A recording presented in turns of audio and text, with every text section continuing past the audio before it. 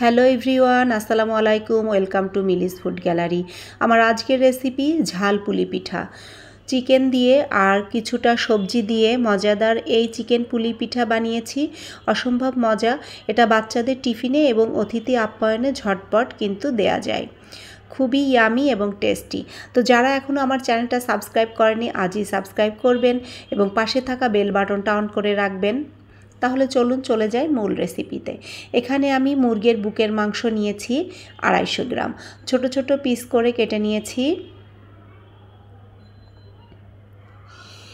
এবার এর মধ্যে আমি একে একে সবগুলো দিয়ে দেব মশলা, তারপরে টক দই। এখানে আমি দিয়ে দিলাম 1 টেবিল চামচ টক দই। রসুন বাটা দিয়ে দিচ্ছি আধা চা চামচ। যেহেতু সবজি দিব এই জন্য মশলাটা চিকেনের সাথে একটু বেশি বেশি করে দিচ্ছি। আদা বাটা আছে এখানে হাফ চা চামচ, জিরা বাটা আছে হাফ চা চামচ, ধনিয়া গুঁড়া আছে হাফ চা চামচ, সব কিছু হাফ চা চামচ করে দিয়ে দিলাম। এবার এর মধ্যে দিয়ে দিলাম লাল মরিচের গুঁড়া 1 চা চামচ আর গরম মশলা গুঁড়া হাফ চা চামচ, আর দিয়ে দিলাম স্বাদমতো লবণ। মাংসর সাথে এই মশলাগুলো কিছুক্ষণ একটু ম্যারিনেট করে রেখে দিব, তাহলে মাংসর ভিতরে সব মশলাটা লবণটা যাবে এবং সফট হয়ে যাবে। এবার একটা ঢাকনা দিয়ে ঢেকে আমি একটা সাইডে কিছুক্ষণ রেখে দিব। এবার চলে যাই রান্নাতে। একটা ফ্রাই প্যানে 2 টেবিল চামচ সয়াবিন তেল দিয়ে দিয়েছি। তেলটা গরম হলে এবার সেই ম্যারিনেট করা চিকেনটা দিয়ে দিলাম। চুলার জালটা এ পর্যায়ে একদম মিডিয়াম লোতে রেখে অনবরত নাড়াচাড়া করে চিকেনটা রান্না করে নেব। আপনারা কিন্তু আমার চ্যানেলের বেল বাটনটা অন করে রাখবেন, তাহলে মজার মজার রেসিপি আমি যখনই আপলোড করব তখনই নোটিফিকেশন আপনারা পেয়ে যাবেন। এবং ভিডিওটা সম্পূর্ণ দেখবেন, দেখে বাসায় বানাবেন, খুবই ভালো লাগবে। তো এই পর্যায়ে মাংসটা রান্না হয়ে গিয়েছে, মাংস থেকে তেল ছেড়ে দিয়েছে। এবার আমি সবজিগুলো অ্যাড করব। এখানে নিয়েছি আমি গাজর, বাঁধাকপি, সবগুলো সিদ্ধ করা, আর বরবটি আর মটরশুঁটি। বরবটি আর মটরশুঁটিটা ফ্রোজেন করা ছিল, আপনারা চাইলে সরাসরিও সিদ্ধ করে দিতে পারেন। তো সবগুলো সবজি আমি এখানে অ্যাড করলাম। যেহেতু বাচ্চারা একদম সবজি খেতে চায় না, তো এভাবে রান্না করলে কিন্তু সবজিটাও বাচ্চাদের খাওয়া হয়ে যায়। এই জন্য চিকেনের সাথে আমি কিছুটা সবজি অ্যাড করেছি। এবার দিয়ে দিলাম সামান্য, হাফ চা চামচেরও কম লবণ। লবণটা আপনারা টেস্ট করে দেখবেন। তারপরে সবজিটা কিছুটা নরম হয়ে গিয়েছে। এবার এর মধ্যে দিয়ে দিলাম পেঁয়াজ কুচি আর কয়েকটা কাঁচামরিচ। পেঁয়াজটা একটু ক্রাঞ্চি থাকবে, তাহলে ঝালপুলি পিঠাটা খেতে ভালো লাগবে। একদম নরম হয়ে যাবে না, বেশ মাখা মাখা হবে, ক্রাঞ্চি থাকবে, সবজির সাথে চিকেনের সাথে খেতে অনেক ভালো লাগবে। আপনারা কিন্তু ভিডিওটা অবশ্যই ফ্রেন্ডস অ্যান্ড ফ্যামিলির সাথে শেয়ার করবেন।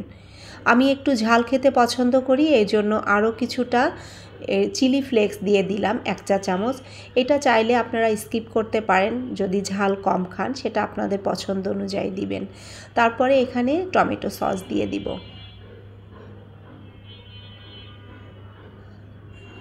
টমেটো সসটা দিয়ে আবার কিছুক্ষণ নাড়াচাড়া করে সবজির সাথে সব কিছু মিক্স করে সবজিটা রান্না করে নিব। এই যে সবজিটা আমার রান্না হয়ে গিয়েছে, খুব সুন্দর একটা ফ্লেভার আসছে। তো অবশ্যই বাসায় আপনারা ট্রাই করবেন। এবার এখানে আমি 3 কাপ ময়দা নিয়ে নিয়েছি। ময়দার ভিতরে দিয়ে দিলাম 1 চা চামচ লবণ। লবণটা ভালো করে ময়দার সাথে মিশিয়ে নিয়ে এবার এর মধ্যে দিয়ে দিব সয়াবিন তেল। এখানে আমি 2 টেবিল চামচ সয়াবিন তেল নিয়েছি। ময়দা, লবণ এবং সয়াবিন তেলটা ভালো করে আগে স্প্যাচুলা দিয়ে মিক্স করে নিচ্ছি। তারপরে এই যে হাত দিয়ে ভালো করে ময়ান করে নিতে হবে। যখন দেখবেন যে সুন্দরভাবে ময়দাটা আপনি মুঠো করতেছেন কিন্তু ভেঙে যাচ্ছে না, তখন হবে। তো আমার কাছে মনে হয়েছে যে আর একটু তেল দেওয়ার দরকার। তো এটা আসলে আন্দাজ করে দিতে হয়, এটা পরিমাপটা ওইভাবে আসলে বলে বোঝানো সম্ভব না। আমি আরও কিছুটা তেল দিয়ে ময়ান করে নিলাম। তারপরে এখানে আমি পানি দিয়ে ময়দাটা মাখিয়ে নিচ্ছি। পানিটাও আমার 1 কাপ পরিমাণ লেগেছে, আপনাদের একটু কম বেশি লাগতে পারে। বেশি একটা নরম করে ডোটা তৈরি করা যাবে না, আবার খুব শক্তও করা যাবে না। ময়দাটা মাখিয়ে আমি কিছুটা তেল লাগিয়ে ময়দাটাও কিছুক্ষণ একটু রেস্টে রেখে দেব।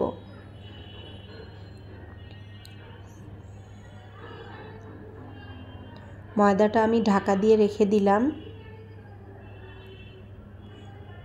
প্রায় আধা ঘন্টা পরে চলে এসেছি। দেখেন ময়দাটা, তেলটা, পানিটা সব কিছু একদম মানে মিশে ময়দা মানে পারফেক্ট একটা ডো হয়েছে, সফট একটা ডো হয়ে গিয়েছে। এখান থেকে আমি ছোট ছোট কিছু করে লেচি কেটে নিচ্ছি।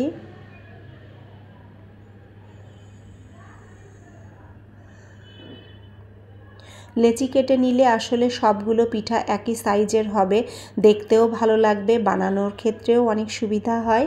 তো এইভাবে আমি লেচি কেটে নিয়েছি, আপনাদের যেভাবে সুবিধা হয় সেভাবে করতে পারেন।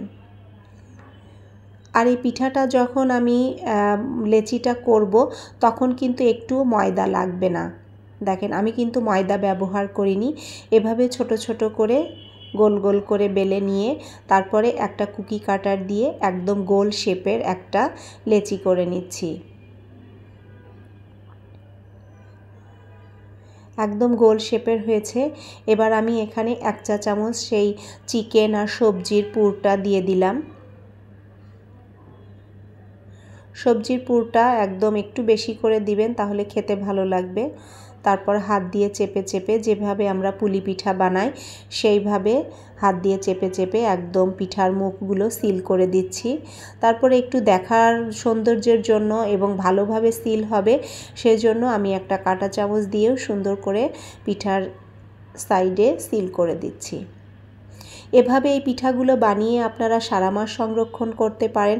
যখনই বাসায় কোনো মেহমান আসবে এবং বাচ্চাদের টিফিনের জন্য অনায়াসে আপনারা ঝটপট রেডি করে সার্ভ করতে পারেন। বাচ্চা বড় ছোট সবাই ভীষণ পছন্দ করে। আর এটা হেলদি একটা নাস্তা, কারণ এখানে প্রোটিন এবং ভিটামিন সব কিছুই আছে। বাচ্চাদের জন্য হেলদি একটা খাবার। তো এই যে এখানে আমার 3টা বানিয়ে নিলাম। তারপরে আবার কথা বলতে বলতে এই যে সবগুলো আমার বানানো হয়ে গিয়েছে। এখান থেকে আমি কিছুটা ভেজে নিব আর কিছুটা ফ্রোজেন করে রাখবো, সারা মাস সংরক্ষণ করে খাবো। তেলটা আমার গরম হয়ে গিয়েছে। এ পর্যায়ে চুলার জালটা একদম মিডিয়াম লোতে রেখে পিঠাগুলো ভেজে নিতে হবে। চুলার জালটা কোনোভাবেই বাড়ানো যাবে না, তাহলে পিঠাগুলো তাড়াতাড়ি হয়ে যাবে, একটুও ক্রিস্পি হবে না।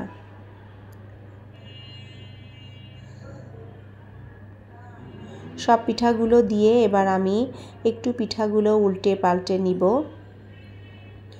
এক পাশ হয়ে গিয়েছে।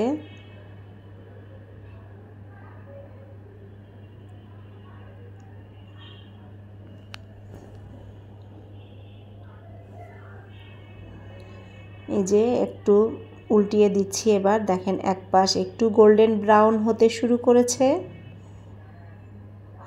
এই পিঠাটা আসলে একটু সময় নিয়ে চুলার জালটা আস্তে রেখে উল্টিয়ে পাল্টিয়ে খুব সুন্দর করে গোল্ডেন ব্রাউন করে ভেজে নেবেন, তাহলে ক্রিস্পি হবে, খেতে ভালো লাগবে। আর একদম অনেকক্ষণ পিঠাটা মুচমুচে থাকবে। এই তো কথা বলতে বলতে আমার পিঠাগুলো ভাজা হয়ে গেল। এবার পরিবেশনের পালা।